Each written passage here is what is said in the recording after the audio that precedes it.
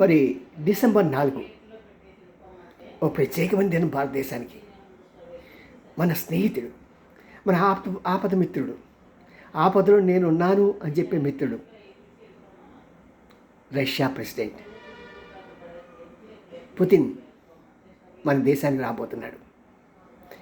మన స్నేహాన్ని చూసి కళ్ళల్లో కారం పోసుకొని చచ్చిన వాళ్ళు ఎంతమంది ఉన్నారో అంటే ప్రపంచం నిండా వాళ్ళే ఉన్నారండి.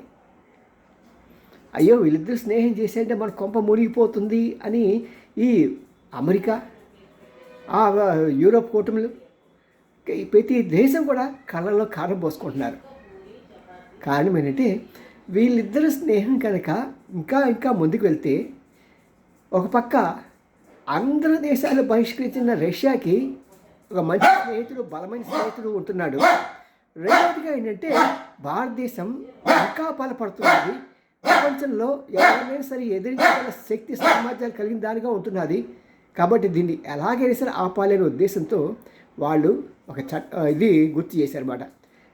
ఇంటర్నేషనల్ లా ప్రకారం పుతిన్ ఎక్కడికి వచ్చినా అరెస్ట్ చేయాలని ఒక ఇది ఉంది, పార్టీ. దాన్ని ముందు తీసుకొచ్చి ఇతన్ని ఎలాగైనా సరే మీ భారతదేశం వస్తే మేము అరెస్ట్ చేస్తాము అని. కాబట్టి మీరు తప్పకుండా రానివ్వకండి అని. దానితో ఇంకొక చట్టం కూడా చేశారు. ఇవన్నీ మనకి అసలు లెక్కే లేదు. అదే మోడీ గారికి లెక్కే లేదండి. మరి ఇలాంటి సమయంలో వాళ్ళ బాధ ఏంటంటే, ఇప్పుడు కనుక పుతిన్ వచ్చాడంటే మన దేశంలో మిగ్ విమానాలు అనేక మందివి తయారు ఇవ్వటమే కాదు, ఇక్కడ చేసుకునేందుకు అనుమతి కూడా ఇచ్చేస్తాడు. దాన్ని సంతకం పెడతాడు. షిప్ యార్డు కూడా కొత్త షిప్ యార్డు పెట్టి అనేక మంది షిప్పులు తయారు చేయడానికి, అధునాతన హంగులతో ఉండటానికి దానికి కూడా సంతకాలు అవుతున్నాయి.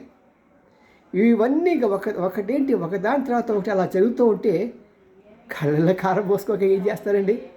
మన నిజమైన మిత్రులు ఈ రష్యా, ఇజ్రాయెల్, మిగతా అంతగా పడి దొల్లి ఏడుస్తారు. నిజంగా అమెరికా వాళ్ళ దొల్లి ఏడటం చూడాలంటే డిసెంబర్ 4వ తారీఖు సాయంత్రం చూడండి. వాళ్ళు న్యూయార్క్ రోడ్ల మీద ఎలా పడి ఏడుస్తారో చూడండి. డొల్లి ఏడుస్తారు. మరి భారతదేశం అంటే అలాంటి దమ్మున్న దేశం అండి. మన అదృష్టం కొద్దీ ధైర్యంగా సత్తా ఉన్న మోడీ మన ప్రధాని కావటం. Hats off. భారత్ మాతాకి జై. డిసెంబర్ 4వ తారీఖున ఏ ఆటంకం లేకుండా పుతిన్ రావాలి, సురక్షితంగా క్షేమంగా తిరిగి వాళ్ళ దేశానికి వెళ్ళాలి. ఈ చెత్తగాళ్ళు పడి అడవాలి.